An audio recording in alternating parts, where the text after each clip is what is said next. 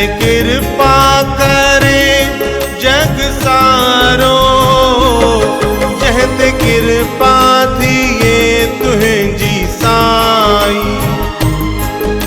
ते कृपा करे जग सारो। चाहे बेड़ी हुजे विच सीर में, तब सवलो उन्हीअ खे किनारो, उन्हीअ खे किनारो। तुझी महर जी महिमा घणी, महर कर मूं ते डिबजा धणी हो, महर कर मूं ते डिबजा धणी हो। तुझी कृपा जी घुरिजे कणी,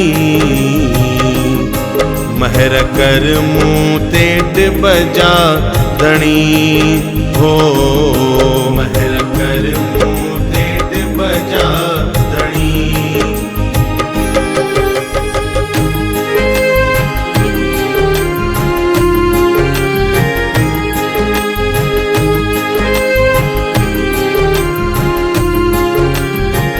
ओ जंहिंखे कोई न पंहिंजो बणाए, तंहिंखे मालिक तूं पंहिंजो बणाई।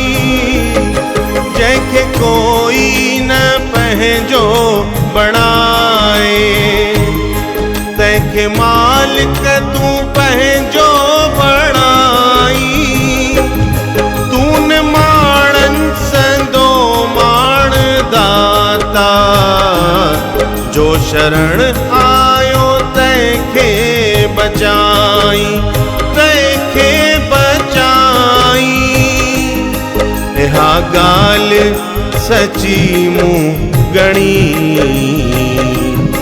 महर कर मूं ते डिबजा धणी हो, महर कर मूं ते डिबजा धणी हो। तुझी कृपा जी घुरिजे कणी, महर कर मूं ते डिबजा धणी हो, महर कर मूं ते डिबजा धणी।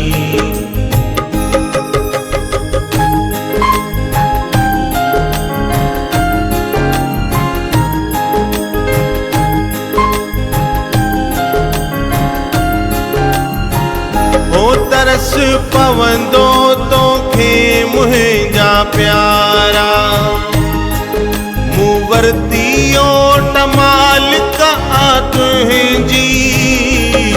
तरस पवंदो तोखे मुंहिंजा प्यारा, मूं वरती ओट मालिक आ तुझी।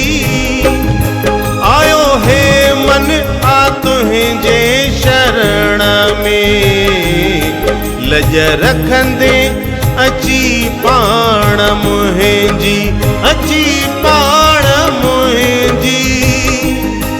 आहीं तूं ही सुखनि जी मणी,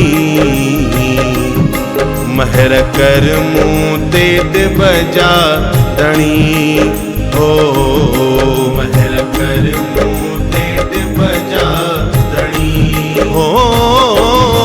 तुझी कृपा जी घुरिजे कणी, महर कर मूं ते डिबजा धणी हो, महर कर मूं ते डिबजा धणी हो, महर कर मूं ते डिबजा धणी।